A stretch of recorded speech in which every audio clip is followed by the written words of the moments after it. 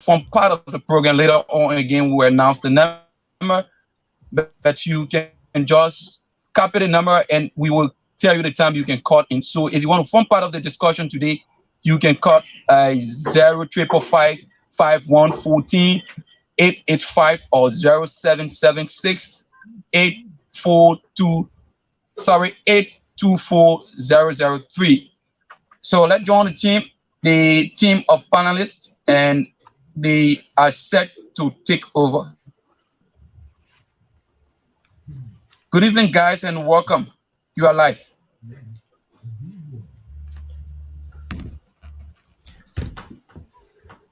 Yeah, I want to say good evening to Joseph. This is Kai Mark from Sweden.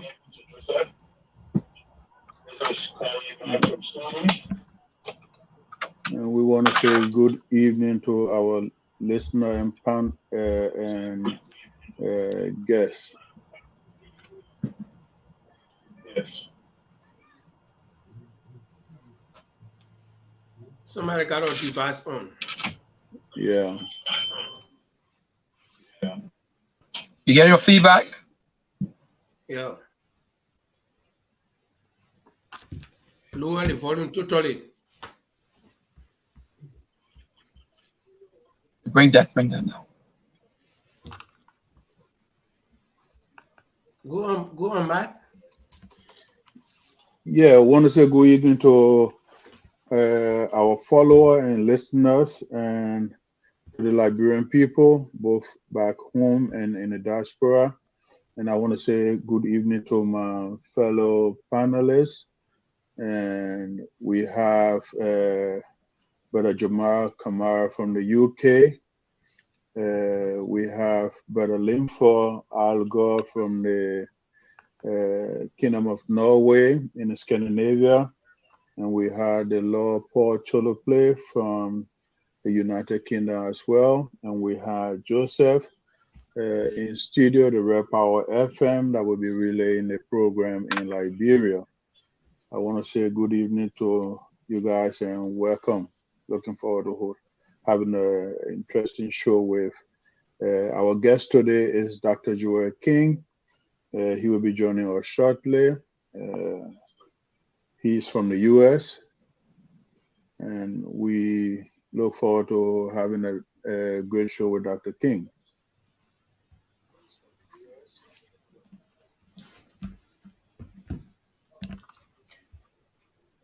Yeah, guys. Good evening to Mama Liberia. Good evening to all of you in studio. It's good to be back on another edition of Bottom Line. Today is the Lord Chilope, one of the co-hosts from the UK, precisely in Croydon, London. And guys, it's good to be back here. I know we're expecting our guests to join us any moment from now. So, what's on you guys' mind? How Mama Liberia? Let me start with Joseph. How things on the ground?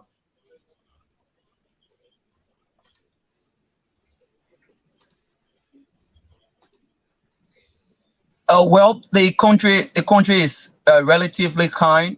The peace and stability is intact. All Liberians are all mindful, judging and looking at the 14 years of civil crisis. So everyone are very peaceful. They are civil for now. We just hope that everything end up in this manner.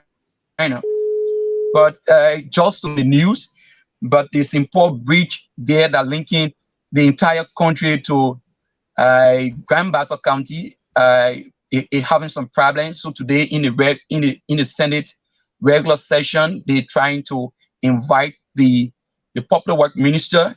For now, they are recommending that the Justice Ministry send the safety team that will be assigned right at the bridge to not allow heavy vehicle to plow the road to go to Bikano. So it create public concern. A lot of people are saying yes, since the incident occurred, the price of basic goods and commodities is going on a high increase. Currently, as we speak, gasoline is being sold for 900, and gasoline, but then it used to be 750. So yes, the country is here, and a lot of people from Granjida too again is having some issue with the Minister of Public Works. You know, the Minister of Public Works, she is currently in Granjida County, and then she acknowledged the fact that the road leading to the southeast is a challenging thing for the citizens from that side. Joseph, yeah, I just want to interrupt you, and Lympha, can you please let our guest in? I'm hearing you. The guest is in actually, but his camera is off. He need to open his camera.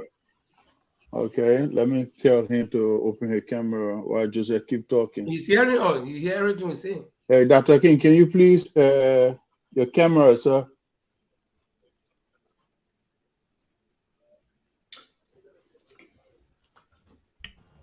Just to give out the summary of what's going on around the country.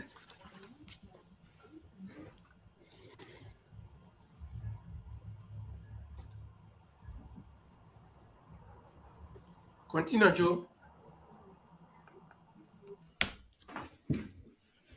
Yeah, so like I was saying, a lot of Granjidians, after the minister, she visited the county. She's currently in the county anyway.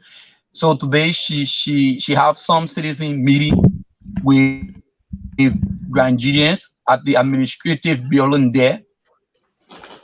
But most of them, they expressed their frustration because the minister acknowledged the fact that the government, then hearing them crying about the deplorable road that leading to the southeast, meaning Granjide is in the know. But as we speak, it's being done on the road. There is no team assigned there to be maintaining the road while government is working to generate funds to pave that road. So most of them expressed their frustration, and according to most of them, they are going to speak October 10.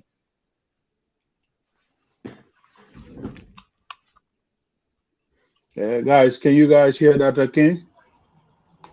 Dr. King is not here on. He need to log off and log back in.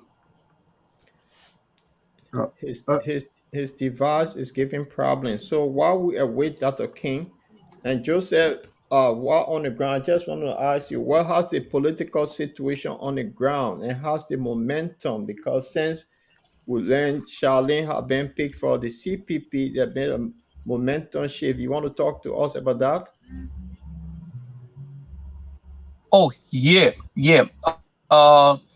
Right now, as we speak, there are a lot of support being. There are a lot of folks because you know the Charlene, how that the late Councillor Bronsky participated in the 2005, 2011, and 2017 elections, and then the Liberty Party had a huge auxiliary group around the country. So yes, I calling to report from Grand Bassa County. The chairperson of the ANC there is Mr. Solomon Colley. He said the momentum is how there in Buchanan. There are a lot of auxiliary, and also you come to the Margibi County today. In fact, the VSB, the vice standard bearer, Charlene Bronsky, was also on True FM. You saw the reception that was very historic because in the history since after the 2017 election, to just see Ivana Bearer to receive that kind of reception, it was so exceptional. This morning, hundreds of Liberians turned out at True FM to welcome Charlene, and you know there are a lot of people training the women group. Most of those auxiliaries from the Liberty Party that have been supporting Councillor Bronsky, all of them now are gravitating to the CPP. It's just so wonderful for the CPP. Okay, Joseph. With that, I would like to welcome Dr. King. Are you hearing us? Yeah. Can you hear me, Paul? Yes, sir, I'm hearing you. And guys, are you hearing? Yeah. Okay. With that, I would like to introduce our guest, Dr. Adriel King, residing in the U.S., and he's one of the strong member of the ANC, now part of the CPP.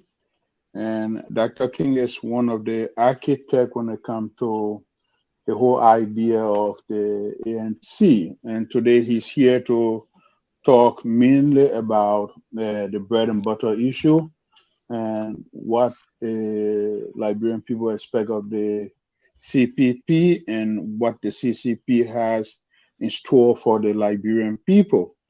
There are a lot of things been happening in the past when it comes to the mismanagement of our mineral resource and the revenue, and these are things we're going to talk about today, my panelists and I, and along with Dr. King, asking one or two questions.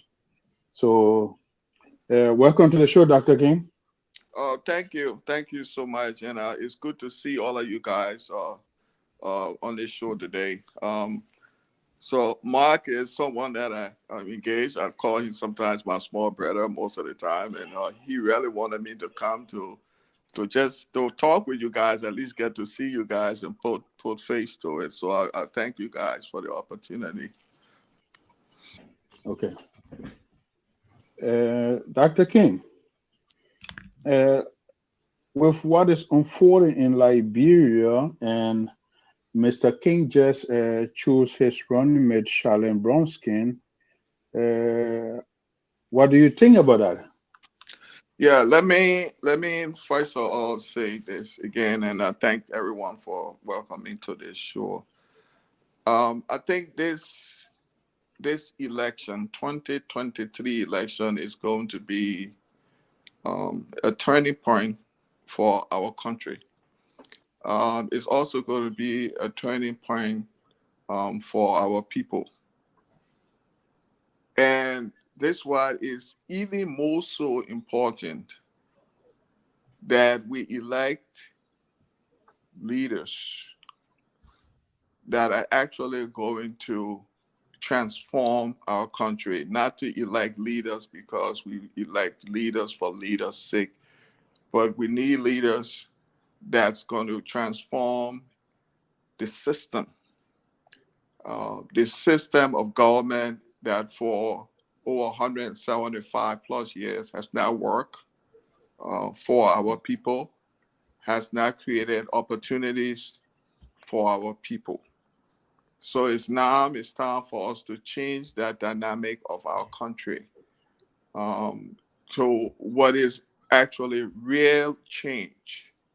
And so I'm very super excited about the Alexander Cummings and Charlene Bronskin team because they bring a new energy and momentum to our people.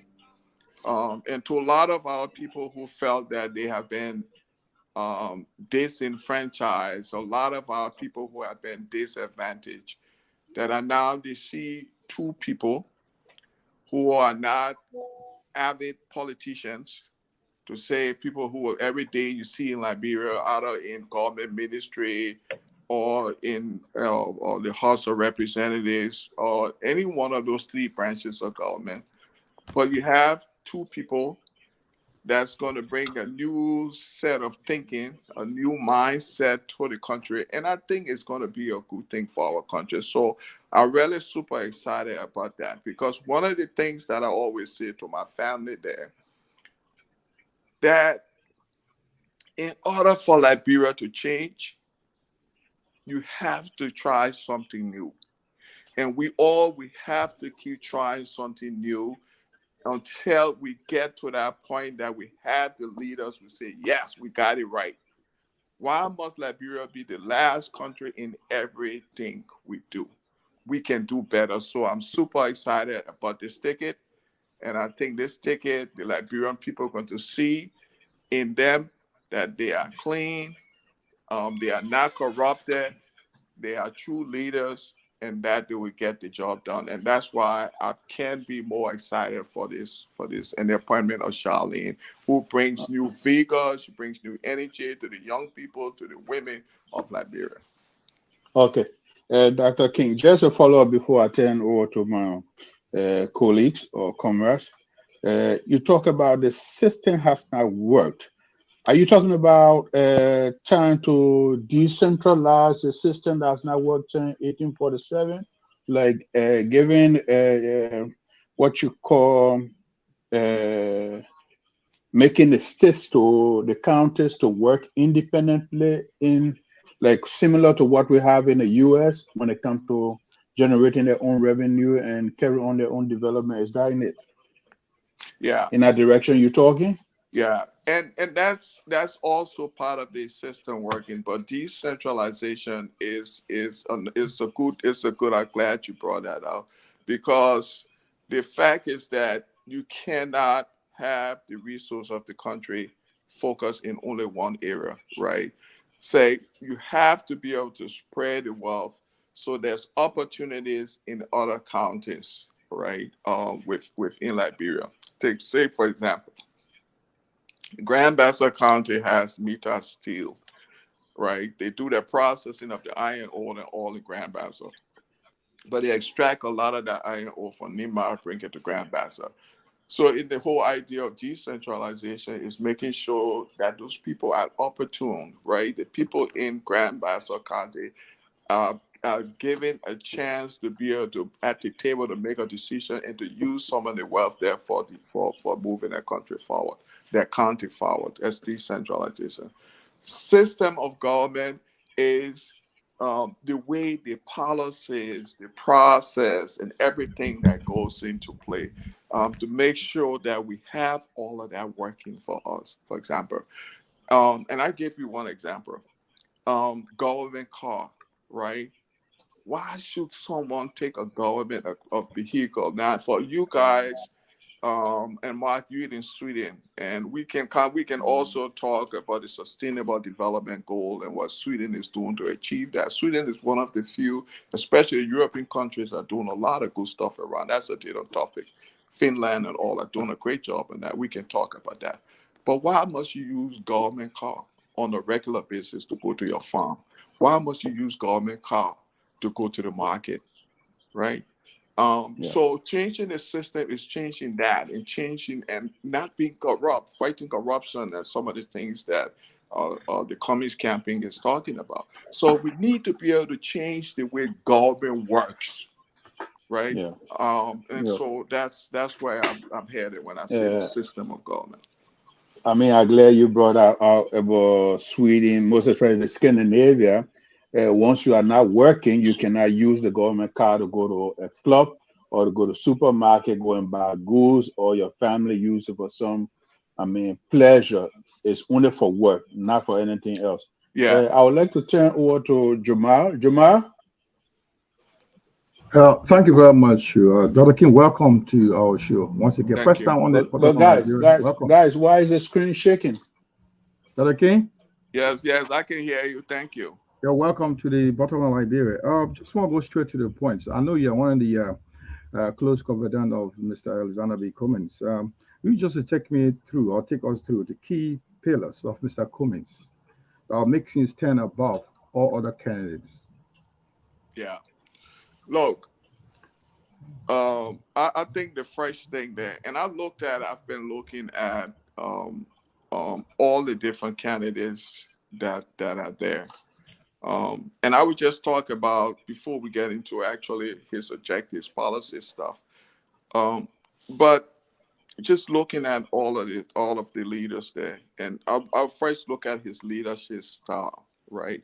Because look, leadership is very important to be able to do anything, to be able to transform our country. You need a leader, one, who is very analytical, right? I think Mr. Cummings is someone that thinks through things. He thinks through it very well. And I think sometimes he really thinks through things a little bit too much, but he thinks through stuff. So he doesn't just go and make hasty decision if you know the guy, right? In most instances, he's very decisive, and the decision he makes is often the right decision, right? You don't have too many folks doing that, but he does that, right? Um, the other thing is he's really focused on things. I don't know if any of you was of age to know Willie Tolbert. For me, I read about the guy and all of that, but he was one of the most strategic leaders Liberia would ever have. And I see him a little. I see Mr. Cummings somewhere in our life because he's very focused. Listen to his message. His message has not changed, right? He's very consistent when it comes to his message. And those are things that you want in a true leader, right? And so that's what I think he stands out above the rest of the other ones that are out there. I'm not taking anything from them, but those are things that I look at, right? Credibility is another thing, right? He's very, no one can say he has been corrupt in anything he did, even his own private life in the company he worked for, right? There's no trace of him even being fired from a company he worked for. So those are some of the characteristics that I look for, that I think he stands above and beyond most of those we have there today.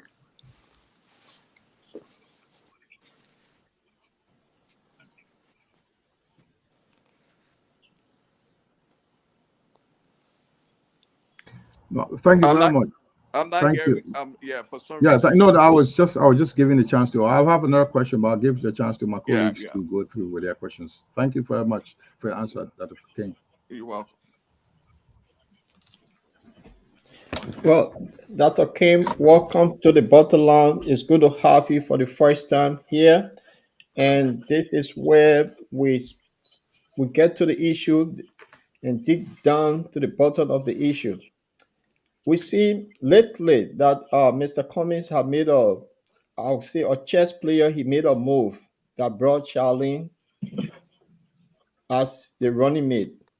And you from Grand Bassa comes, if I'm right. Where are they? Is that right? I'm from Grand Bassa. That's correct. Went to Bassa High School. I grew up. I was born in number 1 compound. I was not born in a hospital. I was born in number 1 compound in my parents' house there. Went to Bassa High School and graduated. Yes, Paul. Thank you. Right. So this excitement that has been building up within the CPP and Grand Bassa coming on board, that's the Bassa land. Can you talk to our audience? What does that mean for the Basolian, that they will have somebody at the top of the table this time around? Someone that come with integrity, clean hands, as like Mr. Cummings. What does that ticket means to the people of Liberia? You want to talk to us on Yeah. that? But I think, Paul, and thank you so much for that. But I think it's bigger than the Bassa people. I think this ticket is bigger than you and I. And I think the excitement that is coming from this ticket, and for Charlene, bringing Charlene, is again the energy and vigor she brings to the process, and also the idea that this is a very young person that's really coming to this. I think we all should be very excited about that, because she energizes a large percentage of Liberian population that have not been involved in the political process. A lot of the young people that are just coming, maybe their first time voters this time around, they was looking for that one person there. This is where their segment comes from, Paul. They're looking for that one person there that they can see the future in. Okay? And this one thing I always say, that anyone in the political process in Liberia that will galvanize the youth, because the young people are the largest voter population in that country, in Liberia. So any one person who's going to energize that group towards you has a shot at it, has a clear shot at it. And so Charlene brings that even more than the Bassa stuff. And I'm happy, I'm excited that she's my own Bassa person. That's fine. but it transcends more than that, Paul. We want people, leaders in the country that we can trust, leaders with the credibility, that are smart. Charlene is very smart. I think she was the Dukes when she graduated from the Louis Alder Graham. She graduated from Harvard University here, but then also she went to the law school, and she was the Dukes of that class that got admitted to the Supreme Court that year. So she's very smart, and she followed in her father's footsteps, Charles Bronskin, who went to my high school, followed in her footsteps on the political side as well. So she's an avid politician. She knows the stuff. If I'm not wrong, she was the head of the campaign for her father when he ran in 2016, 2017. If I'm not wrong, if my memory serves me right, she was that campaign man. So she knows politics, right? But I think it's more than us and Basso. We're all excited about that, but it's about the future of Liberia. And also the next generation of Liberian leaders. Because you know what? Since the war, Liberia have had a huge knowledge gap. Okay? But Charlene, now young people will begin to see that maybe not this election, the next election, the next one, you're going to have more young people who's going to be coming up. I think that's what excites me more, Paul, than from Grand Bassa County.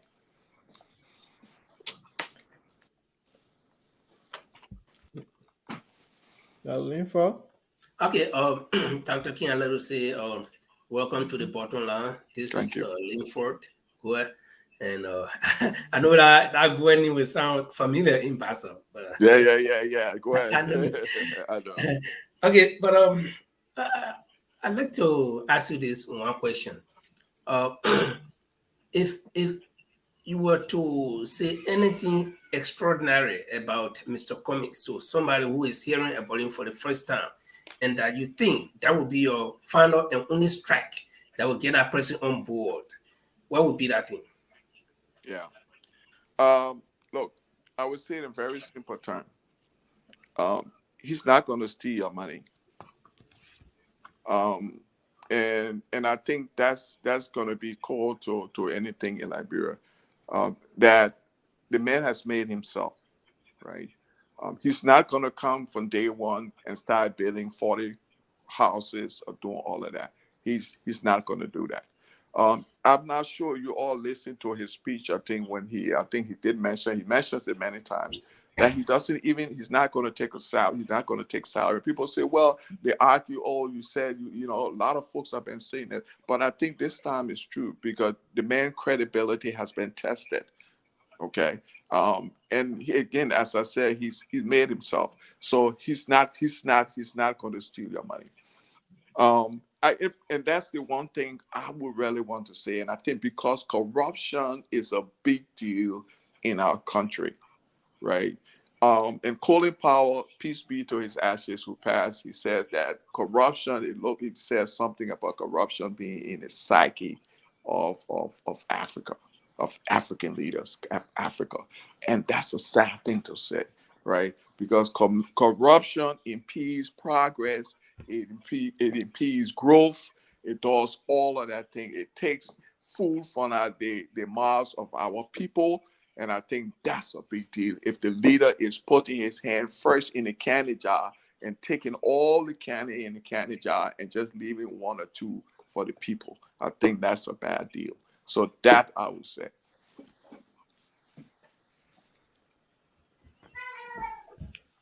Linford, you want to follow up? Okay, let me just follow up with this. Under Cummings administration, Dr. King, I understand your specialty is in the financial area. Under Cummings administration, what would be the difference compared to this administration where we see people lavishly spending the resources of the country? Our president will go out, negotiate for money. When he comes back, no result. Sometimes he wastes money to make big travels, long travels, and comes back with nothing. What would be the difference under a Cummings administration? Yeah, and let me. I don't know if you know Reverend Daniel Guare. You have relationship to Reverend Daniel Guare. He's a pastor. Um, Now, the Goa people, there's so many, I don't know yeah, all of yeah, them. yeah. But let me say this: that what you're really going to see on a coming administration is going to be a balanced budget. And why is that? Why is a balanced budget important? I think we all here on this call, I think we do. If we don't, I think we should do. And let me say, finance is also something I do, but also I'm involved in policy, and work, and there's a lot of other things, technology work, and all of that I really do. But it's so important that in your day-to-day, anything you do, that you have a budget. And I think that's what's going to stand up on our coming administration. Because you know what, with a budget, it tells you, listen, I cannot spend money that I don't have, right? I must spend within my means. And so under the current administration, I think that's one thing that you really, really, really going to see that's really going to stand up. Second thing, on the Cummings administration, I think you're going to also see a more focus on privatization and private enterprises, because that's how you create jobs. Government cannot be the larger employer. You cannot. There's no, even the great United States, and you go to the Europe and a lot of the countries in Europe where you guys are, most of you guys, government cannot be the larger employer. It's not sustainable. So you need to build that private sector, and the private sector is in most places should be the largest creator of job in the United States. Here, where I am today, right? Over 65, 70% of the actual driver of the US are small businesses, and not the US government, are small businesses. So on the Cummings administration, you're going to see more focus on the private sector growth, and all of that, because we cannot continue our people cannot continue to rely on handouts.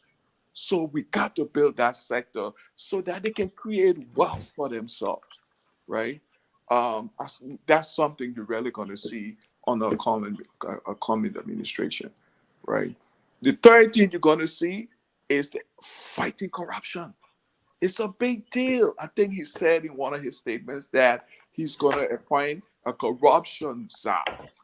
So my prayer is that corruption czar is strengthened with all of the modalities, strengthened with everything that person will need. And it's good that that person will report directly into his office, but with all the resources, everything they need, right? Within the laws, right? To go after people that are going to be corrupt. Okay. And this is what he talked about, a living wage. And the reason why, the idea behind a living wage, because if you pay well, right? No one is saying you can eradicate corruption. I don't care what you do. Even in the great United States, there are people who are corrupt. But you know what it is? If you are found guilty in the US, you do the time. And so that's what you're also going to see there. And that's why when you pay people well, then you hold them accountable, right? If you're paying somebody a living wage, then if they go and steal, then you say, right?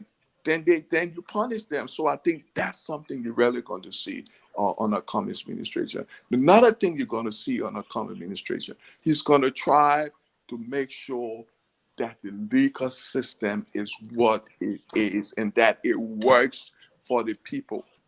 Okay? Not because you're a minister, you can go take somebody and beat them in the market, or you can go and do anything and then just walk away. No, right? If there's a crime, if you commit a crime, if you do something that's punishable within the laws, then you would do that, right? So those are some of the things that I definitely feel that you're going to see in the Cummings administration. Dr. King, just want to follow on something you just talked about, the living wage.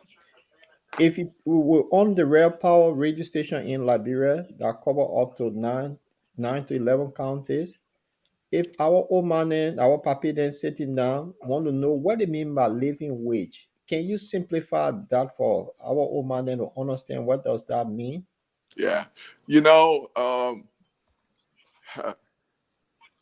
Ellen used analogy. Ellen used a term I think a lot of people was used to on the early administration, that Papa will come home. So when Papa come home like that, not she didn't say it directly like that, but when Papa come home, everybody would be happy and laughing. So a living wage is to be able to make sure that when people, when they work, um, that they will have enough to pay their rent. They will have enough to buy food for their table. They will have enough to send their children to school, right? They will have enough that if any one of them gets sick, they will be able to go to a local clinic and be able to pay to get the help they want to get. And also, a living wage will allow them to be able to put 1 cent or 2 cents somewhere, so that tomorrow, when things go bad, they can go and dig in the ground and take that 1 cent or 2 cent out to help them. That's what a living wage is. Jamal? Yeah, Dr. King, if I may ask you a personal question, if you mind. When last were you in Liberia? Yeah, that's a great. I frequent Liberia maybe 2 or 3 times a year. I was just there January, February. I'm working on my little project there. I was Okay. just there in January, February. And I'm going back again. I'm the speaker at the convention, the Bouse High School graduation this year. I did it 3 years ago. They want me back again. So I'm going to be speaking at the graduation of Bouse High School in August, and then I'm going to go for the election in October. So I'm always in Liberia. All right. Just to bring to my question, what is do you think is the bread and butter issue in Liberia? We all talk about bringing economy, macro loans, hospital, but what is actually the issues that Liberia, common Liberia, if you go down to Compound District 2 in Grand Bassa, or you go down to Zoenta in Bon County, or you go to somewhere around in Gompa in Nimba, what are the really issues you think we need to look at? Key issues that the politicians, Mr. Cummings, will really focus on first 100 days in office. Yeah. Look, one of the things there, I think food insecurity is a big thing. Um, and people will tell you, and again, it's because of the bad policies that have been put into place, right? So we haven't had the focus on agriculture that we supposed to do. Liberia has, of all the countries around the world, Liberia is one of the fewest countries with natural rainforests, right? Anywhere Liberia you go, there's water, there's stuff. But it surprises me that we still haven't been able to feed ourselves. So what we do is we import rice. We import rice, and a lot of the rice, I don't know if you know it, in Liberia, they have different categories of rice. Even in the US, they don't have that many categories of rice that they have. A lot of it, some of this coming from China, India, from different places around the world. And the cost of that is huge because we have not learned to feed ourselves, right? So food insecurity is a really big deal over there. The other bread and butter issue um, is transportation. It's a mess, and it's costly for people because the increase in the price of gasoline on the world market and stuff like that. So it puts a lot of strain on our people to be able to transfer from point A to point B. The other point there is infrastructure. The road condition. Road conditions are bad, very, very bad. I almost twice I drove from Ralphie Highway and I almost killed myself there. Almost. I just took over a pan and man, And this guy was just coming right at me, and I went on because the Ralphie Highway, there's no embankment, right? There's no sidewalk, so I almost died from that. So transportation, and it's a lot. Healthcare issue. I just talked to family members today that especially when the rainy season comes, is when you have all these kind of diseases coming, typhoid, yellow fever, malaria, all of that. Folks are getting sick. So all of those issues. All of those. The environment is a big issue in Monrovia. The city, not just us, other folks say it, the city is dirty. Very, very dirty. Most places you go. I don't know if you guys, if you go Liberia, you've been to Red Light. Go to Red Light and see all the dirt, parts and parts of dirt and stuff in Red Light.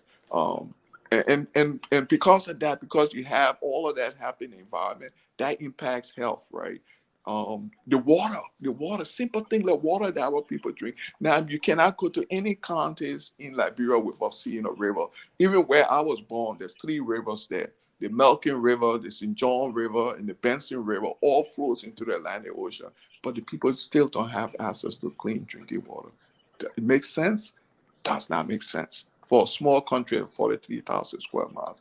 Yeah. So there's a lot in terms of bread and butter issues. It's a whole lot of stuff. For example, even today, if you're importing stuff to Liberia and you go a barrel, and the cost of importing that into Liberia at the port, it's just a whole lot of issues that's had in terms of bread and butter. But then, as an Alexander, Mr. Cummings administration, Alexander Cummings administration, will be able to prioritize those things. You see, and that's the stuff. Because look, there's no government that would take power tomorrow in Liberia that would be able to solve all that problem. There's no way you can be able to solve it, but you'll be able to prioritize it, right? And then focus on those things and get it done right.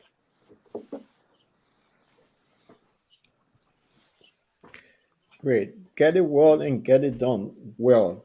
Privatization should be one of the key to Mr. Cummings' government. Mr. King. Yes, Paul. We know that it have been a lot of issue on the ground, and lately the CPP are building serious momentum. And I know you always in and out of Liberia. What your sources are telling you in Liberia, is the CPP going to win the thing on a landslide, or how is it going to be there? What would be your prediction from what were you hearing? Yeah. Paul, if I had to talk to Mr. Cummings, look,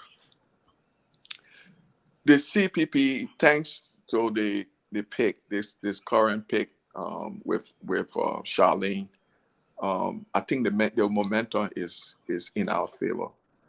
But you cannot rest on your laurels, right? You cannot just sit there and say, oh, because of this and that. Because I feel very confident, and I don't care what anyone say, that this ticket is the right ticket for Liberia this time, right?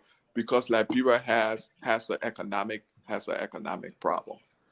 But I think even with the momentum building, because like even most places of the world, momentum can build and then all of a sudden everything goes back down. That's right. So the thing here, the strategy will be on how we continue to maintain that momentum, to get people excited about the ticket, to say, yes, we see this ticket. And that involves the messaging, to make sure we have clear and consistent message, and the message of the vision that people can say, yes, this is it. My child on a Cummings administration would be able to do X, would be able to do Y. And even I myself, we talk about living wage, but I would be able to have something to be able to take care of my family. Because in most places around the world, and this is not only new, it's not only for Liberia, in most places around the world, the people don't care much about being very wealthy. They don't care much about that, Paul. In places around the world, you know what people care about? They care about what they can do for their family, to be able to send their children to school, to be able to do those very basic things. You guys take care of the show, man. Okay, So yes, we got a shot at it. Will it be first shot at it? I don't know. Because I can say to anyone, it's very difficult for any one political party to win in Liberia one shot. Because remember, before this, there was 20 political parties. Now there's 10 additional political parties that are at. That's tiny political parties, right? And what's the population of Liberia? It's 5 million. How many actually registered to vote? I think a little over 2 million. So it's a tall order, right? But will we be one of the top two of ANC has the chance and capability with the CPP? The CPP of being top two? I strongly believe that if they work, okay, with the red work, the red messaging and stuff like that, I think they can get there. Great. Before Mark come in, Joe said, do you have any question from Dr. King?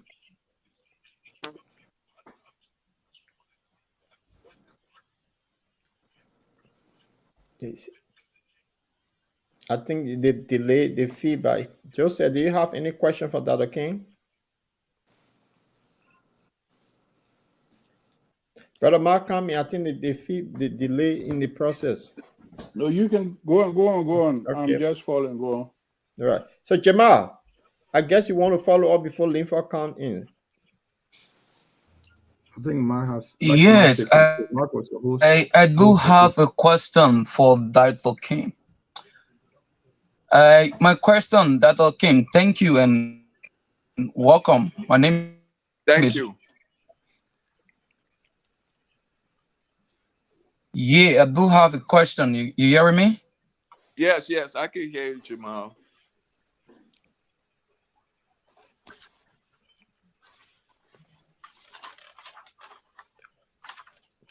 Joseph, we're hearing you, Flo. I think it's the delay in the transmission. But I think let's just move ahead. Okay, move. Dr. King, I just want to ask this question. You know, of late or in recent elections, we've seen so many things playing, you know, apart from the Western democracy that we try to emulate. We see we've introduced a new meaning to our democracy. Oh, okay. Yes, I do have an. My question to you, Mr. King, is you hearing me now? We hearing you. We're hearing you, Jogo. Hello? He's having serious. We are hearing you.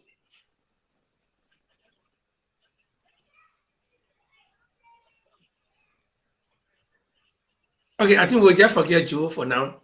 But because he's actually in studio in Monrovia and it's terrible there. But Dr. King, the question I wanted to ask is not really a question to you, but I just want to get your input on it.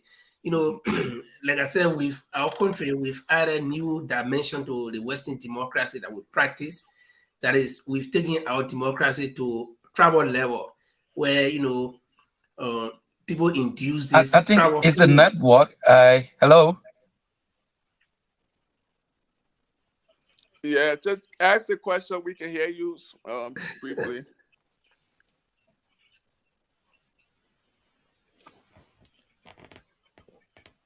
It's the delay in the transmission, so you guys slow. Yeah, let's go ahead and link forward. Well, our listener, we just want to apologize to you, especially those of you in radio. This is we using the internet, and sometimes there are delays. So, what is your feeling about this tribal thing that have been introduced into our country? You know, where people are saying, "Oh, Mr. Cummings does not speak any tribe," or his fasting of Barrow Pig does not speak any tribe, which of course is not true. I know every child born in Paso, even if you don't speak it fluently, you got to know. My grandparents were Paso people, but I speak a little bit of Paso because I live in Monrovia among the Paso people. Okay, so what is your take on that? How does this affect, you know, the purity of our democracy, so to speak? Yeah, it has it has a very flawed impact on our democracy. To answer that, and let me say, Linfo, that, and I strongly believe this, that majority of our people don't really buy into tribal politics. I think majority of Liberian people, they want well for the country. They want a leader who can do some of the things we rarely talk about, right? And the whole idea of this whole Congo thing, and exactly what is it? This whole Congo country and all of this stuff that been dividing and stuff like that. I think it's a segment of our people that use that to divide and conquer.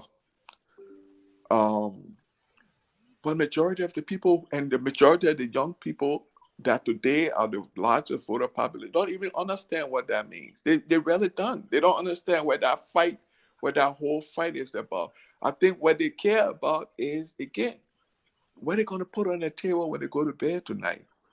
How they're going to pay their school fees to go to school. So I think this whole thing started from the progressive side, and years and years ago, to be able to divide our people so they can divide and conquer. But I don't think our people buying into that today.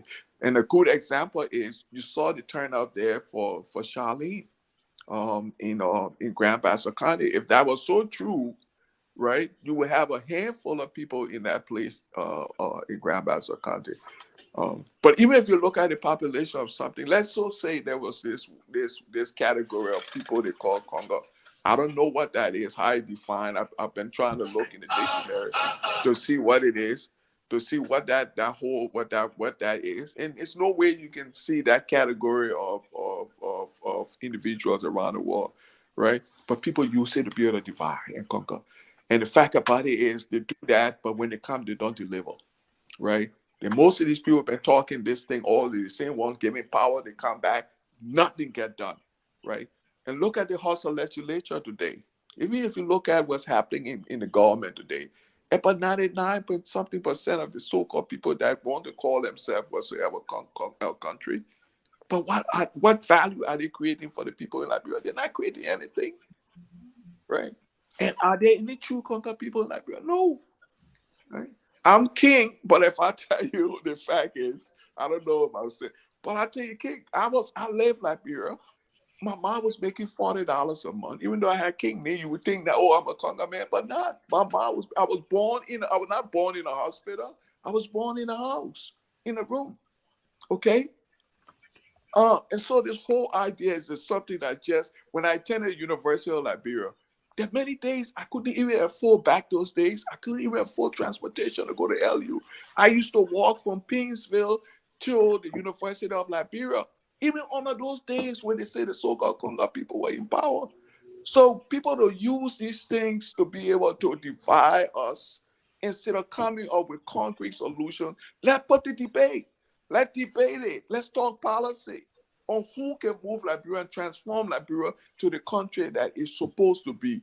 Don't bring this Congo country thing, because it does nothing for our people. It divides. And then people will bring it in. They bring it in because they want to divide us. And for us who are smart enough, we should be able to see that foolishness and to be able to bring these people down, because they're not doing anything for the country. They're just dividing the country to get into power for themselves. And that's it. And that's it. So it may play a little part into this election, but I don't think it will. I really don't. I think that Liberian people, a majority of Liberian people have gone about that. They don't even understand, particularly young people. They don't even understand what that crap means.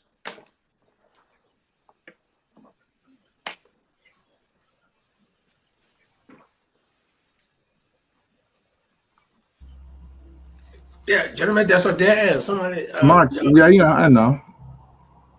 Yeah, you can go ahead. Follow okay. up. Follow what? I tell you are the one hosting this program. Let's go on now. You are the Paul Togo was so Paul can continue. what? No, I didn't take over. Your device was going in and out. So Okay, Yeah, having said that, but Dr. King, I mean, just to add on to what you just said about this travel issue, when insatiable collection of negative information about people in a society, then it's become very dangerous, just to add on. But you talk about the private sector and looking at what is happening to a lot of our young people. The drugs are taking over most of our young ones, which is very detrimental to the human resource of our country. And then the private sector, as you elaborated, Mr. Cummings, one of his strong, PowerPoint when it comes to the private sector, government cannot employ everybody. So my question to you here is that looking at now Liberia, our economy is being controlled by, for example, I'm not trying to be, racist here, the Fula, the Lebanese. How you think the Commerce Ministry can help our local market, what you call retailer, for example, that want to get into the business, like what the Lebanese and the Fula are doing, but they are not mind disciplined like the Lebanese and the Fula. How you think the Ministry of Commerce can open some sort of an educational program to help these people to be able to get into that area? And the next question, because we don't have long time, our human resource is at a point of what you call, besides those in the diaspora, for example, that got the education, those back home, it's kind of a mind-boggling. For example, like most of the young ones, they are the future of the country, and looking at majority of them are on drugs. The education is not there. What you think a Cummings administration going to do to help the human resource capacity, even though the government not going to employ them, but to give them encouragement that there is a hope, and in order for us to be able to, Liberian, to be able to compete with the Lebanese and the Fula in the business sector, sir. yeah, thank you, Mark. That's a very good point. Um, let me say that I think the best way to really go about that, to level the playing field, right? So that expatriates, that's how you call them, the Lebanese and Indians and all the Fulanis who come and just take over everything. And I'm also hearing Chinese, Chinese people from China in Liberia doing all kinds, selling, doing stuff. Um, is to have a Liberianization policy, and to enforce that. So, for example, you would say, um, in this particular business, in a particular area of a particular business and stuff like that, we have only Liberians doing that, right? For example, someone's going to come from all the way from China to come to Liberia to sell with a market, as an example. I think it's very unfair to our own people. So you need a liberalization policy, and I'm glad Mr. Cummings had talked about enabling some kind of market loan thing to be able to help those kind of things. Um, and there's also argument about, oh, how you going to go ahead and do this and stuff like that, and it happened in the past and it didn't work. I think all of that is BS, right? What you really need for effective market loan, and it's happening today, very successful in countries like Egypt and Uganda, right, in Africa, right? So there's lessons to be learned from Uganda and Egypt to say, okay, how these guys are doing their micro loan program, and how can we do to be able to effect that and do it a little more better. And again, you mentioned training. It's going to be part of training. So when people, you don't just go take a pile of money and just put it in somebody's hand like Bill Jones did, right? You want to be able to have some mechanism to be able to monitor that and do all of that, but at least to provide them some training on what needs to happen. because you cannot, there's no way you can provide microloan to all the women or young people in that country day 1, day 2, day 3, even the first year. You can't do that. But when you build on one and they're able to come back, and for whatsoever loan the guy was able to come back, repay that loan, then that money can go to help another group, and that money can go, but they need training, you need monitoring, you need evaluation to be able to make that work. So Liberianization policy with micro loans and training and monitoring evaluations can help to effect our micro loan process. In terms of the circles and how you do, I know Mr. Cummings talks a lot about the National Youth Service Program. I think that's a good thing too. But then also you need monitoring and evaluation in that. But you cannot just go, in addition to that National Youth Service Program, you need to be able to come up with some kind of psychological or training or evaluations to be able to because for folks, and circles can do well, but you need to be able to transition them to a training process and to be able to clean themselves up and provide some kind of social services program to those who graduate from that program. Can be folks you train to be able to go to the private sector to be able to do work. Because that's what the National Youth Service Program is for. Is to be able to train and mentor the next generation of Liberian youth, of Liberian leaders, so that they can become vital members of society. Right. Dr. King, yes. One thing we have not mentioned is the agriculture, which generate a lot of money to the revenue. And I have not heard anything about how the CPP under Mr. Cummings going to help the local farmers to be able to process, for example, cassava, corn, potato, so that our food can be consumed on the local market, and how they're going to be able to. Is there any kind of plan in the pipeline or on the Cummings' CPP agenda to help the farmer so that when he make a farm produce 200 bags of cassava, the cassava doesn't rot, he produce a truckload of a ton of what you call yam, the yam doesn't rot, and the other person making his XYZ farm and his crops doesn't rot.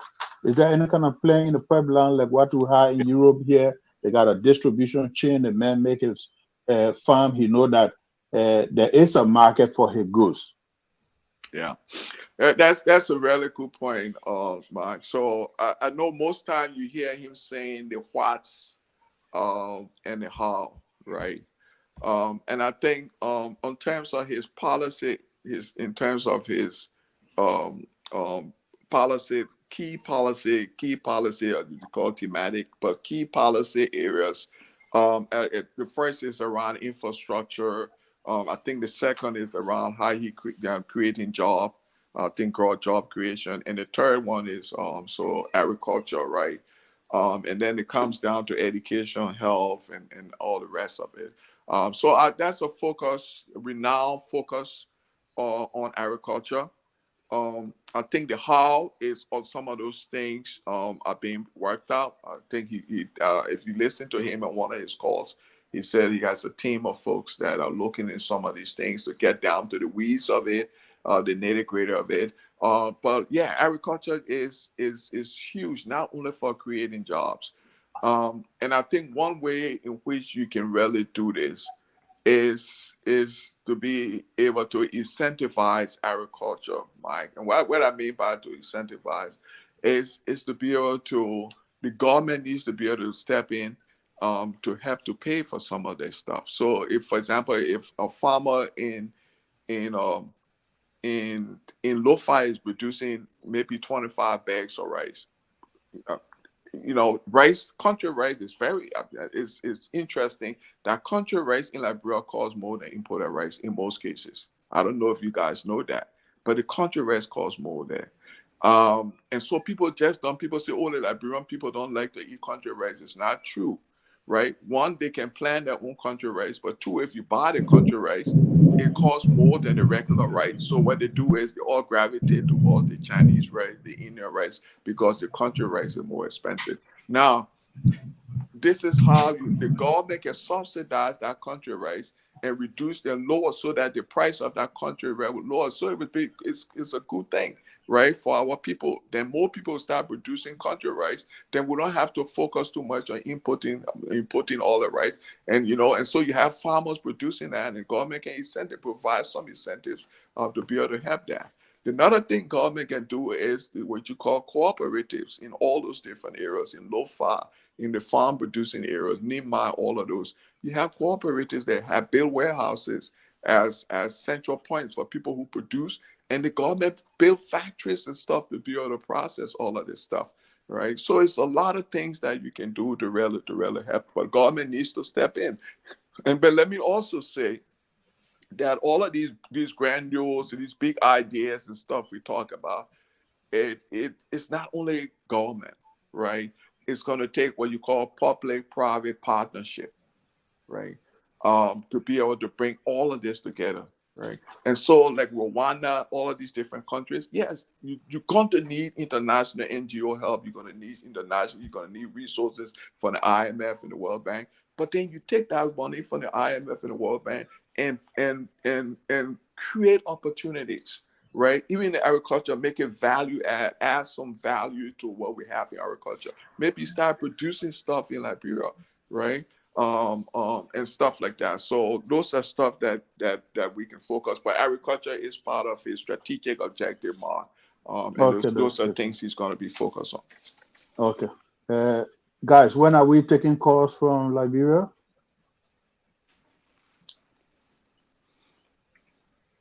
I think we should be doing that in the next 10 minutes. Okay. Then anybody can come in with questions. Juma, do you have a question? Yes, I do. Dr. King, thank you very much. Very well informed of Mr. Cummings' policies, so you know him very well. I want to take you this time to the diaspora, Liberians in the diaspora. I think three things I know. If I'm wrong, correct me here. Liberians or diaspora will take it back will be capital, skills, and jobs. What if you had an opportunity to speak to Mr. Cummings? Ask him in enabling environment for Liberia in the diaspora. What will he look at? What will you be telling him to create an enabling environment for Liberia in the diaspora, for Liberian diaspora in Liberia? What will you be telling him?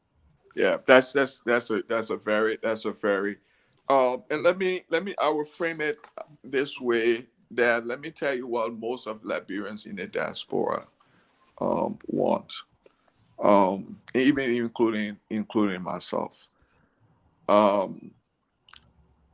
I don't know if you were, but majority of the Liberians that came here before the war, and maybe even during the war, but before that, they all at the point of retirement, right? So they all want to retire. They've had good jobs here. They have done well here, and they all want to go back home.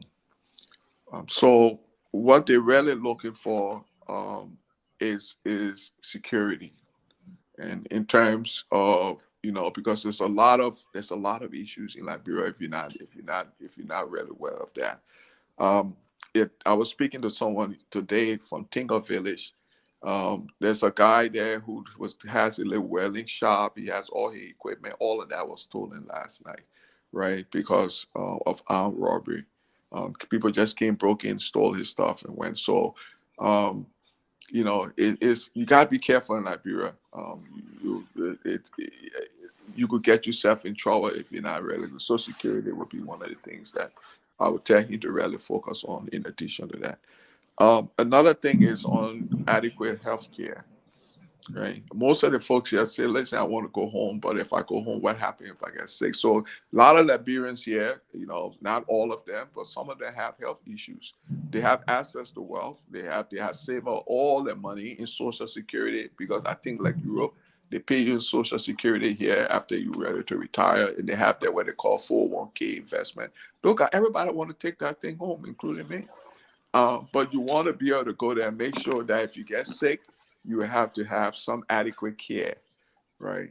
I think those are things that I would take to focus on.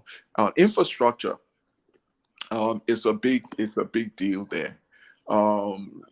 Making sure that you don't have to buy water and things, to be able to do this and do that in Liberia.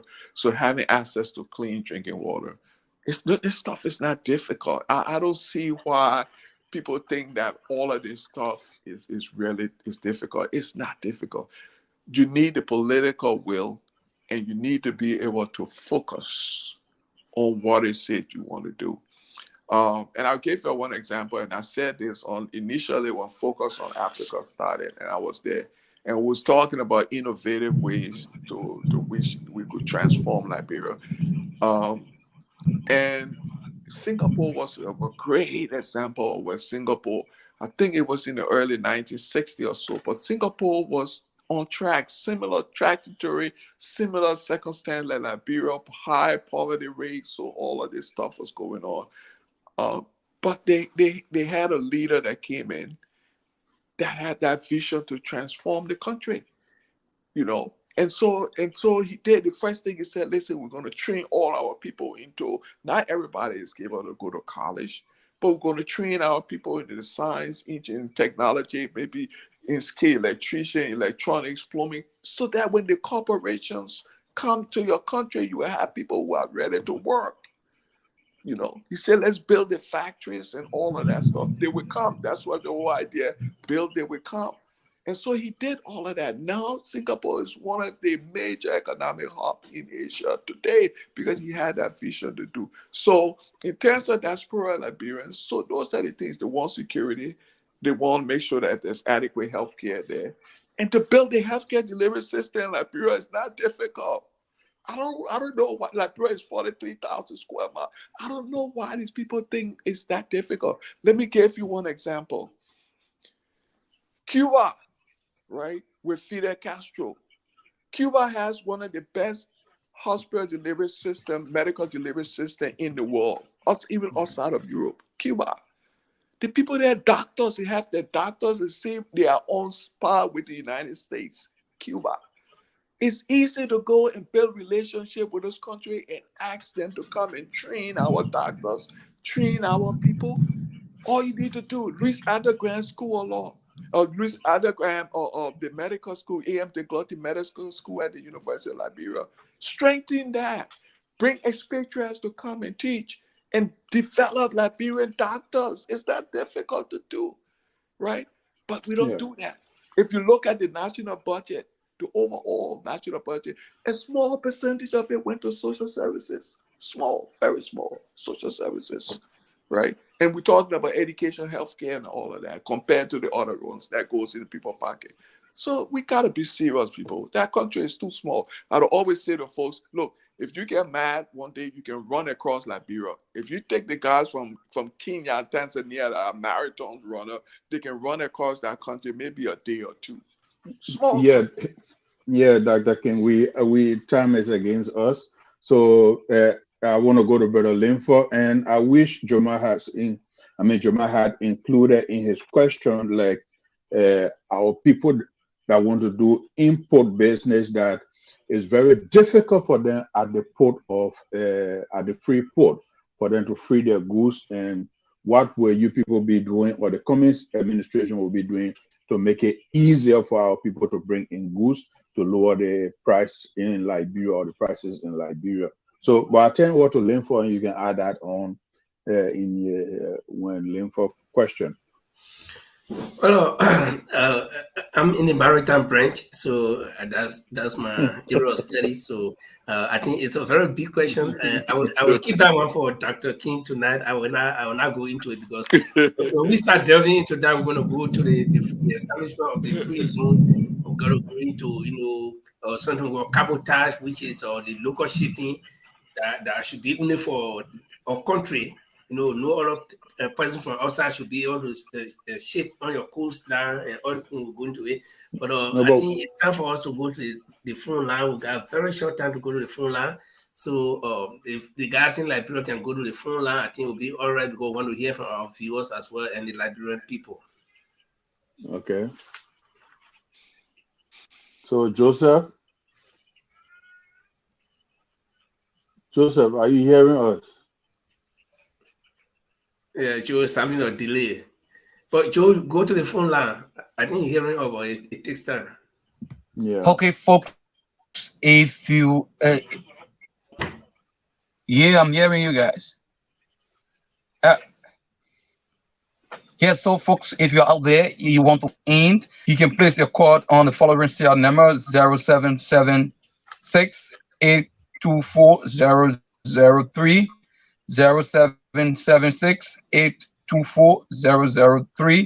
or on Lone Star 0555 Again, 0555 So you can form part of the program. You listen to the panelists and you just have 30-second quickly. You introduce yourself and you make your point. So yes, you can place your card in and you're going to be aired on the program. Yeah, so while we're waiting for a call, any call come in and will be interrupted and let the caller place a question. So, Dr. King, what will be done to lower the charges at the free port of Monrovia to make things easier for our people to do import, because that's the private sector. When we talk about the private sector, the importers, for example, they are the pillar of the country. So what will the CPP led government under Mr. Cummings do to lower the extra cost, because that's have been a problem in Liberia for the business people? Can you talk about that? Yeah. So, and I think he would have to, Mr. Cummings, as you go on, would be able to get a little more. But yeah, what I think needs to happen. One, first of all, you need to be able to do an assessment, right? Of that whole port facility, everything. Do a good assessment of what happened there. The second thing you need to do is put in the right processes and procedures and stuff on how it's supposed to work effectively, efficient, so that it's very efficient. And it means putting in the right leaders and stuff at that port, right? And remember now, because a lot of what we're seeing that's happening on that port is also because of corruption. Okay, corruption is causing a lot of stuff there at that port. So you need to be able to, when you do an assessment, you need to be able to do that. And I think this is why when he talks about cleaning it up, right? So you really need to do that. And then you also need to be able to look at the tariffs and stuff, import duties, and all of that stuff that's being levied on folks over there, to be able to determine whether it's fair or not. And based on what we know today, it's not fair at all. So to be able to do that, so you need to sit down and then do an assessment, do an analysis, and come back with some very substantive recommendation on how you need to do that, right? Because say, for example, if someone is coming to Liberia to do business, and that person is going to hit the business, that person is going to do, is going to generate, is going to create X number of jobs, maybe 1,000 job or 2,000 job in Liberia, then you have to provide incentives, right? Some kind of tax break, and that has to be with whatever process or procedure or policies are set up for that, right? And so maybe if you create 1,000 job, and the thing is now it's just hypothetical, but if you're able to create 1,000 job or 2,000 job in your first or second year operation, or maybe in your first 5 years, maybe you pay X amount of taxes or tariffs, or you're able to do X, Y, Z within that time frame. So those are all things that really need to be able to look into. But again, for anyone who's importing and shipping things to Liberia, know that corruption, again, is part of systemic, is part of the system, and it's part of the cause that things are going the way it is at the port. Yeah, Brother Paul? Good. Thanks, Mark. Dr. King, I listened keenly to what you have just said, and some talking about the bread and butter issue in Liberia. You did talk about the health sector in Liberia, and I guess in Mr. in Mr. Cummings' 5 pillar, he talks about primary health care. Can you talk to us? What does that mean for our listening audience? Yeah, and he primary, and then also preventive care. So primary, that if you get sick and you go to the hospital, you can do all your the lab work, they do all of the other things that you really need to do, and to make sure that if a doctor come to you or someone says your lab result is this and your lab result is correct, so you getting that. Like for example, in most you have your primary doctor, so you go to your primary doctor. Your doctor will go and say, okay, I'm not going to give you anything, but I will send you to the lab, do your lab work, whether it's your urine, your PPE, or your toilet or stuff, your blood. They will do all of that. And when they come back to you, if they say A, it's A. If they say B, it's B. Preventive stuff is all the other things that you can do outside of that, so that to make sure that you maintain a good standard healthcare system, right? So that, because if you can prevent some of the other things, and that involves training people to understand. Look, for example, if you're diabetic, you can't be eating fufu and stuff and all that. I just gave you various in layman terms. If you're diabetic, you can't be eating fufu. You can't be eating all those other stuff, right? You got to do that. Exercising, right? To make sure that you regular find way to be able to keep your body going, exercises and all of that, and also hygiene. All right, the way you take care of yourselves, the way you take care of your body, and all that stuff. So with all of that. So because if you can take care of yourself, you can take care of your body more, a little more better, then you can prevent yourself from getting sick. So that's what we need to do, and that involves education. It involves training, having facilities that people can go to understand some of these things, right? So, for example, even women, um, you know, um, how to take care of your maybe second part of your breast, say for example, because breast cancer is a really, really big deal, right?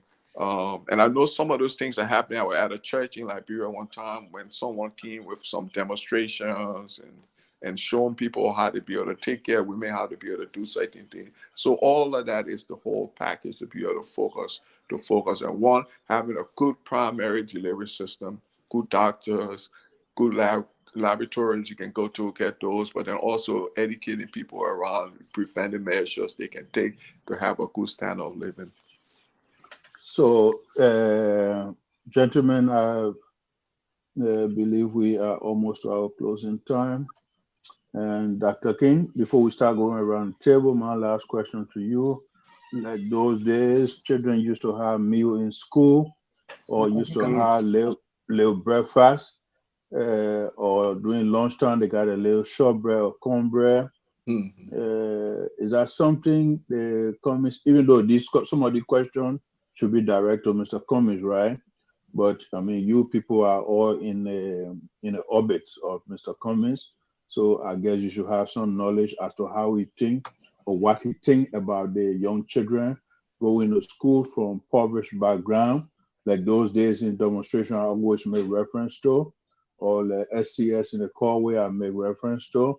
So children used to have little breakfast with, little cornbread with. You will speak more on that because you enjoy the Tottenham era and all the way to the Turbo era. Is that something Mr. Cummings thinking about? You want to tell it I would, and that's a great point.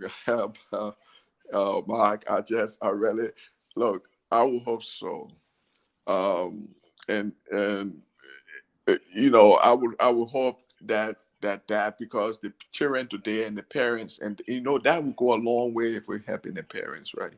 So a lot of parents cannot even afford a meal. Are more like sending the children to school and providing feeding, yes.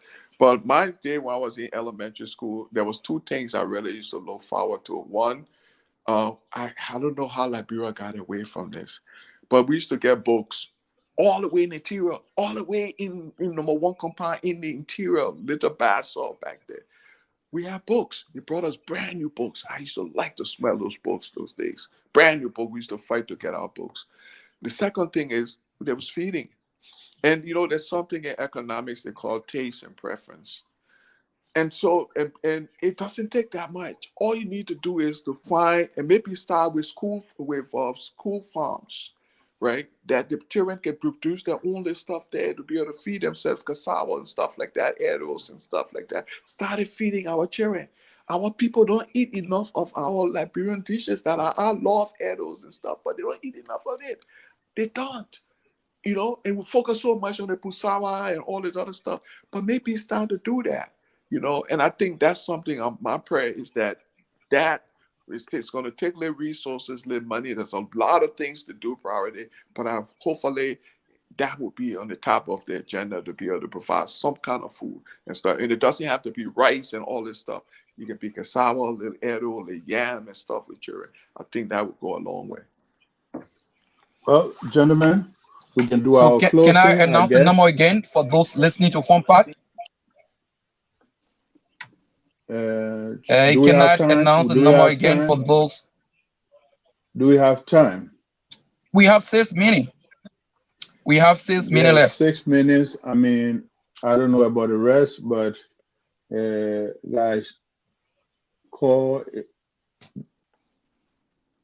Yeah, we can keep waiting for call until the 6 minutes and Dr. King has to go. So can we do our closing and let Dr. King go? Just do our closing. And in my closing, I just want to say thank you to Dr. King. This is very inspiring. Most of the questions you answered tonight should be actually directed to Mr. Cummings, but you stood in his shoes, and I think the Liberian people actually got the information. And we just want to say that this platform is an ANC sympathetic platform, or a sympathizes with the ANC. So you guys in the ANC and the CPP, you are free to come here anytime and expound on the issues. So our doors are open to you, and we're happy that you were able to make it tonight. And we hope this will not be the last time. Thank you so much. Thank you guys. I really enjoy it. Yeah, Paul. And thank you for all the work that you guys are doing to be able to do this. It's very important for us to enlighten our people. And one of the things I say beyond ANC, let's talk about solutions. Let's talk about the issues and how we can fix our country. And one of the things I was looking up the other day, there was something they call African Opportunity and Growth Act, ALGOA. African Growth and Opportunity Act, ALGOA, to allow African countries to produce anything and ship it to the United States. There's very few countries. I know Ghana was doing some work, but Liberia has not exploited that. It was being under George Bush. That's a great way to be able to generate resources for a Cummings administration. And it's a ton of other things we can do. Look, as I said before, the thing is not rocket science, though. All it takes to focus. And yet, what I say that in Liberia, the president said you have 6 years. 6 years. So every 1 year, listen to me.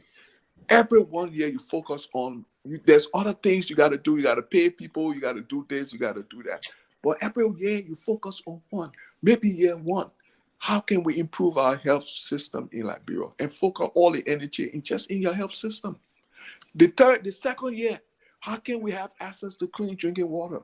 Forget the roads and stuff. We understand that. Those to access to clean drinking water. Do everything you can so that we find as many people can have access to clean drinking water in Liberia. It's not difficult. The third year, maybe let's focus on education. Forget all the fishing schools and things, charging these people a lot of money in Liberia. All these fishing schools charging people hundreds of dollars to send their children. Some of the teachers are elementary school teachers themselves. And charging our people then that kind of money for these children to go to fishing school. Let the government focus on that. Revamp the whole education system in year 3. Year 4, Maybe focus on the roads and stuff and all of that. Because the money is not there to get all of this stuff done. But if you can prioritize it, and the mark, I didn't grow up on a Tottenham, but the person I like Tawa, because one thing, I don't know if many of you know the guy. And for all I've been doing African leaders, he's the most strategic that you ever find. Every year, he had one objective. 1 year, farm to market road. The next year was total involvement. The only conquer country, he was thinking of how he can bring everybody together. Okay? And so, and he was very effective. Yes. Was there issues there? There was inequality there? Yes, inequality was there. Inequality is in the United States. You're a black person in the United States, you apply for a job, there's 3 white people, you're the only black person, you got to pray to God, but you're not getting that job. So inequality is anywhere in the world you go. Europe, there's a lot of inequality in Europe. So is it going to be a level playing field? It's never going to be a level playing field, right? So, but we can do these things, and it's not rocket science to do it. But you need a government, you need political will, you need focus, you need commitment to get the job done. If you do it, you can do well. So I want to thank you guys. It was nice talking to you guys here, and I really appreciate it. We get to talk a little bit more. And I thank you for coming, Dr. King, and it's a pleasure for honoring the request. I want to wish you a pleasant evening on behalf of my colleagues, and good night, sir. Thank you. Thank you, guys. Thank you. Yeah. Thank you.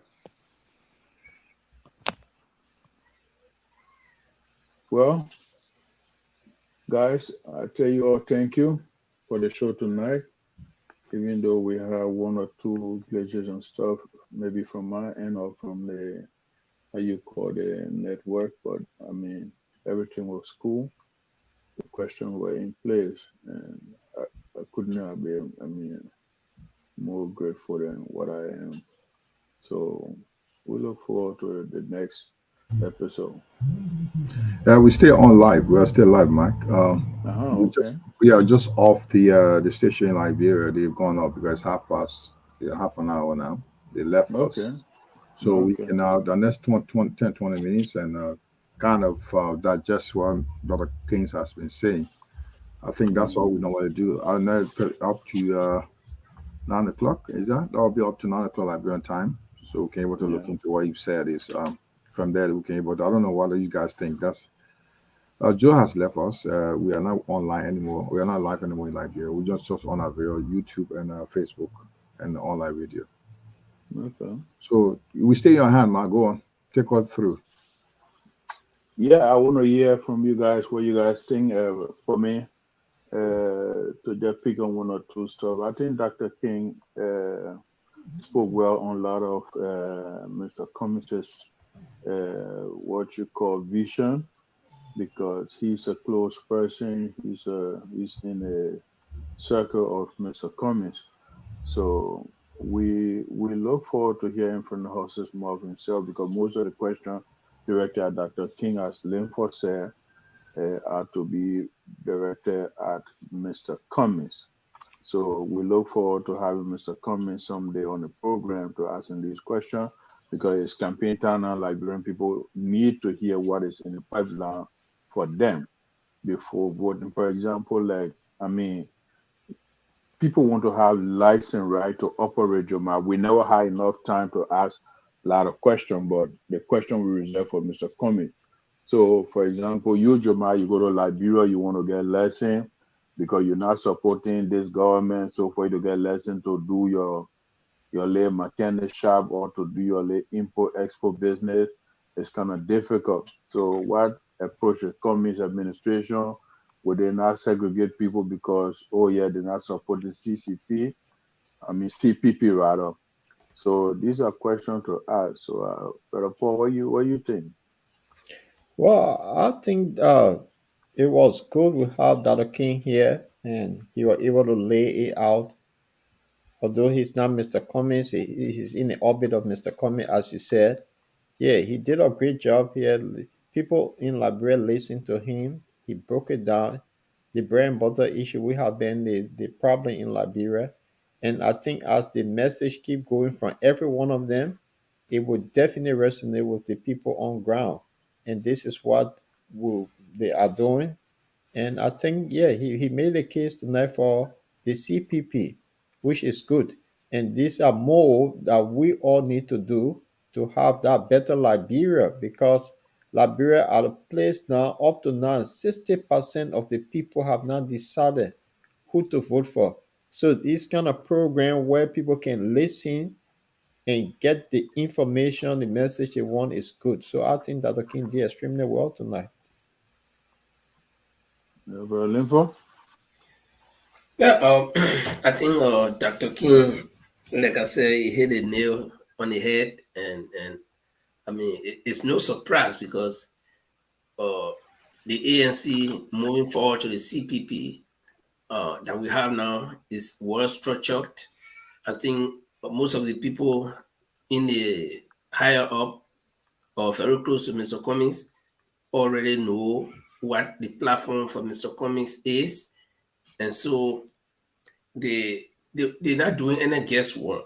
So imagine that if you were to make Dr. King planning and economic minister with the knowledge that he has on Mr. Cummings' platform and all of the pillars, I think he will make a good planning minister because he wouldn't rely mostly on Mr. Cummings to be telling him on a day-to-day basis, you got to do this, we need that. No, because he's already acquainted with the platform. So I want to believe that most of the people that are very close to Mr. Cummings are as well informed as Mr. or Dr. King is. And so on the average, he did well because not many people would do that, that they will almost recite what Mr. Cummings had on mind. And having said that, the only thing I want to encourage most of the people watching here, if you know any of the people in the ANC or in the CPP, the big people like Mr. Chairmanability and all of the people, and I see a lot of women here. Most of the women on this live, you may be close to the VSB, that is the Vice Standard Bearer, Councillor Charlie Bromsky. You could also help her to get us on this show, help us to get her on this show so that she can also talk to us. And if you know Mrs. Cummings, you can also talk to her. Tell her that there are a group of guys who want you to get on the show. We would really love to have one of those women on our show. And, other well-meaning Liberians, you can be anybody. If you come here, you tell us your political, views on the issue, we'll take it. And, like I've always said, here our views are not right. They are not wrong either. So yours will not be wrong. Don't be afraid. Don't say, oh, maybe I'll not say the right thing. No, that's your view. And nobody can go in your mind to tell you what to say. You decide and you force it out. So, and to the panelists, I think we did well. And I mean, like always, we discuss the issues and we come up with the solutions most time, and sometimes we leave it hanging. Like tonight, we left a lot of things hanging because Dr. King had shut down, in fact, because of our schedule on the radio. And so, it was good, all in all. And I want to thank each one of us. Okay, so before Jamal come, I mean, like the Southeast, right? We got the Port of Buchanan, the Port of what? The Port of Sano, the Port of Maryland, and the Southeast is cut off. So, like people, I mean, in the agricultural sector, how they can get their food to, I mean, most of our County is everything. So, but, I know I finished talking, but let me just tell you something. Sometimes it hurts me.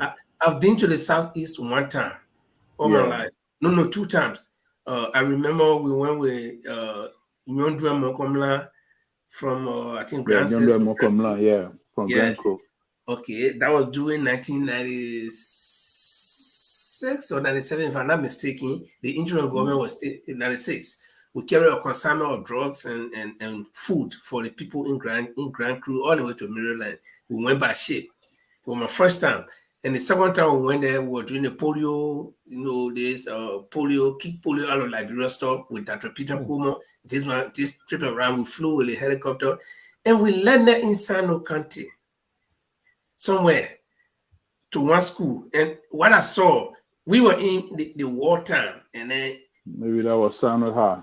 Yeah, we got on the helicopter, landed on the sea, and the people came. No, trust me, what I saw, I cried. I mean, this is the first time that I felt a war that there was war in Liberia. That all the men were wearing like 3 trousers. And you know why they were wearing 3 trousers? The guy is wearing the first pen, the butt cut. So he passed it with another pen that the front part cut. And I mean, the women, look, I stood, I cried, and I said, yes, there is war in this country for true. And at this time, when we got peace in this country, and people stay catching hatter, and like I was saying, in the maritime, or Liberians should be making opportunity of what we call cabotage, where a group of Liberians, like the 4 of us here, will look for resources. You don't need your own ship. Ship, you don't own it. The rich people can buy a ship, but you can go and rent the ship and charter it. If you want bare boat, that is, they just take a ship and say, okay, you pay our money, we give you the ship, go run it, you can't pay us. They give you that ship, you look for your own crew. So 4 of us, they can put money together. Then we make use of that cabotage, which is our right as citizens of Liberia or any country. Not run from Liberia to Maryland. The Lord Cholo play. The Lord Cholo play. He's a friend to the king. To the king. The king of England. I think he can make that possible for us. Let your brother Jamal has to say before the Lord Cholo play come in. The point I'm trying to make is that our people should not be catching hatter when we are blessed with all the long coastal land. So I think the next government should think in this direction. Jamal? Thank you very much. I just want to talk a little bit about Dr. King's presentation. It was a great input so far from Dr. King.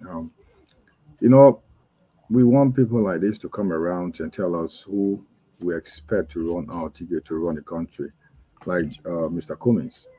And I hope this will get to Liberians. That's the most important thing. Those who are going to vote tomorrow, they should know that what they are saying is the right thing. The unfortunate thing, we sit on this show from all over Europe, thousands or millions of miles from Liberia. I don't know how many of them listen to. That's the reason we got a relay in Liberia, so they can listen. And the good thing I asked about Dr. King, whether he do visit Liberia, he said he does that twice a year. And I think he's one of those doing one of these encounters or engagement Liberians. You will come across Liberians and tell them these kind of statement or things he's making of in terms of who he thinks qualified to run our country. And those are the things that like you said earlier, Linford, we need to give this opportunity to people who have something to tell us about Liberia. This platform is open. You can come over and tell us what you think, and we can also ask you. And it's a good thing to have the platform open. It's all Liberians. I'll just remind you again, like we have less than 6 months for the elections. And Paul just said that Liberians are 60% undecided voters. That made me to puzzle. So are the politicians not making a case or cases? So why are Liberians 60% still undecided? So I still it's a serious issue here. Probably Paul tell me what it is, because we are less than 6 months, and 60% of Liberians have not decided who to vote for. They will have a serious go to that ballot box undecided still. I mean, we should at least have a 10 to 20% Liberian undecided. I understand that. You always understand that you end up with a space. But 60%, that's the chunk of Liberians. The CPP did carry out survey in the country, right? And it was 60% of the people that stay undecided. So that means the reason being the opposition community have been fighting unnecessarily. And people now been sitting on the fence, don't know where. But now, as that noise has ceased, with all of these people having their running mate, it's time to put the issue forward. And this is where you found out that the CPP now, when you hear the momentum is on their side, with the coming of Charlene, increasing Mr. Cummings' voice on the other side, explaining it to the people, because she's a straight shooter. She's not diplomat in her approach. She will say it, and narrow it for people to understand. So now, if you follow her lately, people been calling as she speak. People say, "Wow, we have Liberian here, man, are on your side." Because the other people have not been talking, they have not been talking the bread and butter issue. They only been after one person. If you look at the ruling establishment and the opposition, only Mr. Cummings they have been attacking instead of them bringing the issue and, on the table. So this and is just what now is getting the way it's going. and to add on to what Brother Paul is saying, it's time for me. It's my opinion, right? Like how you have Charlene firing up, right? It's time for the CPP to unleash Louis Brown as well, because he's a powerful voice. He's a powerful campaigner. They need not to hold back with Louis Brown. Trust me, because Charlene's voice alone cannot make it. So you need other powerful voices to come out. Mr. Cummings, he's the diplomatic person. And you got these, one of the reasons 60% of the voters are undecided, like my brother Jamar said, is that this incitable collection of negativity, of negative information on somebody, and our people cannot sift the information. So they hear something, say, oh, this person is this. They believe what some so-called talk show host is saying without. Sometimes you talk to your personal friends. They say, oh, my man, your man is this, your man is that. I'm like, you should be ashamed of yourself. The next thing they tell you, oh, the men are Congo, men are this. I say, okay, you got your brother in the US. You got your sisters in the US. Can any of them speak crude? A few people are talking to I said, can any of them speak crude? Because I know them. I speak a little bit better crude than them. So these are the things that go wrong with the 60% of the voters that are undecided. Jamal? Yeah, like you see, this is what I'm trying to say. We all, if you tell anybody that follow our political dynamics, they will wonder why is it up to the president 60% Liberian voters are still undecided. Then a question comes to the politicians: are they not presenting their cases right, or the aspirants to the people, or are they not singing a song? Are they not reaching the hearts and the minds of people or the voters? Then what happened there? There's an opportunity there where those aspirants can take advantage of what can they dwell on to get to those hearts and minds of these people. So it's still a big opportunity. That's what I'm trying to drive to right now. It's a big opportunity where politicians can take advantage of to say, okay, what is the issue they're not undecided? Where can I hit on? And to get to them, to let them know that this is the real deal.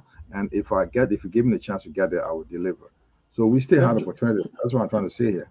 We have opportunity, and all politicians have the opportunity to present. Just a couple of days ago, we have 10 political parties being certified by the National Election Commission. So still, even for I think link for or marking put a political party tomorrow. We still got a room for you up to before the campaign come in full swing. Just imagine that. So we still got two political parties coming. 10 political parties were certified I love under 10 days ago. So we still got opportunity. I mean, the link for the CPP got still got opportunity to present a case and still make a big difference in Liberia. But generally, I think that the King did well, presented well, put his points through. I think the only thing like we were in a long run. We hope that Liberians who listen to us from Liberia were able to call in and question or query or grill these guests. We need to give them more time. Probably, I don't think what we need to see how much can we get callers from Liberia to ask them. That's why we're speaking of someone like we aligns to CPP. Doesn't mean that you don't have a right to say anything. If you got a question for our guests, if you are listening to us, please, even online, send our text. We will put a question to the guests. So Exactly. This is from my end. So we need to keep reminding our people that we also hear on both online radio. We are on YouTube, we are on Facebook, we are on Twitter. We also live in Liberia every Tuesday from 7 o'clock Liberian time to 8:30 Liberian time. And I'll just say thank you guys for the great opportunity. Jamar, please, I just want to announce that hopefully our next guest will be the SB himself. I've spoken to Global Chairman Elos, and he should be our next guest next Tuesday, Mr. Cummings. So I'm going to communicate with Elos during the course of the week to make sure that the SP is scheduled for Tuesday, but he promised to be our next guest on Tuesday, just to let our listener and audience know. Yeah, so we will also give the room to those who don't have the opportunity to call us to drop their texting or questions and to ask the standard bearer. Look, he's going to be present not only for those at CV, for all Liberians. If you got questions, this opportunity, they're going to have him. When these people get to power, we may not have the opportunity to ask them. Then these things, these are record. When they go on record here, whatever they tell us, we on record. So we will give the opportunity. If the opportunity comes, we look forward to seeing him coming on the show. If he does, then what happens is we will get the opportunity for you to ask the questions. If you can't call, drop your question in. We'll give you enough time. Ask him. We'll put your question through. We may not be able to ask all the questions. We'll ask the right one to ask him to be able to answer the questions because we need to ask them. So, guys, thank you for having me. It was a great show, and that is my analysis of the guest presentation, guys. Yep. So, having said that, we call it a night. Tomorrow is working day. Today was our national holiday, and none of you guys wish me national holiday. How do we know that we are not we living? know, We are not anyway, living happy national holiday. We don't know which national holiday you're celebrating, but I'm celebrating Sweden. Okay, let me say gratulate again. Oh, tak. That was Smith. You speak other crew or Bass or Pella or Madingo or Grable. You start speaking. Yeah, the man wishing me a happy national day. Where you call how they call it Independent Day in Liberia. That's why when we go to Liberia from all over the world, like we offline now, right? Country. Yeah, then you'll go working in the Liberia embassy. We don't need you. We'll speak in Liberia. Okay, okay, so folks, that's it for today. The next edition of the Bottom Line is coming on Friday, where we'll be doing our regular thing. But next Tuesday, like you heard my colleague said, the stand-up bearer of the CPP, Mr. Alexander Cummings, will be here, and that is a big news. And we hope that we will actually have him, and so you will all be welcome. And just before that time, when the confirmation is confirmed, we will send you the information ahead of time so you can set all your schedule and join us, because this is going to be big. So, guys, I want to say thank you, Mark, for your hosting, and Jima and Paul, and we look forward to Friday, and that's how we'll be wrapping the curtain up here. So I don't know if Paul got anything to take us on this evening, because sometimes we got to dance more. Yep. Before Paul coming, guys, we always have our show coming on. We have Joseph. He only comes on 3 times a week in Liberia on the Bottom Line. They call it the fixture hour. He comes every Monday, Wednesday, and Friday. It's Liberian time, 2 o'clock to 3:30. So if you listen to us now, always follow him. He's always on Bottom Line. Tomorrow he's going to be on. You'll be on tomorrow on this show. Yeah, and you can always follow him. Got a quite exciting story. You can also join him asking questions. You're always on the fiction hours. And let's do a favor for most of our regular followers and our new people, because sometimes we don't work on these people. And Seattle Thompson was here with us today. I don't know whether she stayed there. Yvette Sifas, Gaia Reed, and of course our regular sister Marilla Moore, and Vivian Sendolo Norma was also here, or whether she stayed here, I don't know. But for all of you that were here, and those of you, Eugenia Greenwood was also here, Abraham Kahini Johnny, he's from Norway, but probably I know him. I will check. I think I saw Steve also from the SKTV was also here. Yeah, Steve Moses. Steve was here. I even welcome him by writing. And so we let us say thank you. HR Mark, I don't know who was that. Oh, yeah, Moses was here also. That's Steve and Seku Kona TV. Then Marie Masakwe, our sister, one of our panelists, our guest, our panelists here. And also Muna Klipla, our regular follower. But I will be here on Friday again for another fresh edition of the program. And this is how we'd like to take you home today. That's it from my side, Paul. It's over to you, and wrap us up. Thank you, Liv. Thank you, guys. It was a great show, and as always, our viewers, kindly share our show, kindly share it in your favorite chat room, and tell your friends to click on our page, so when it comes on, you'll be notified. I will leave us with this beautiful Basso song saying the VSP is on fire, Charlene. On this note, I will leave her with Sonic God Dear Boss. So, guys, good night. AK on the beat.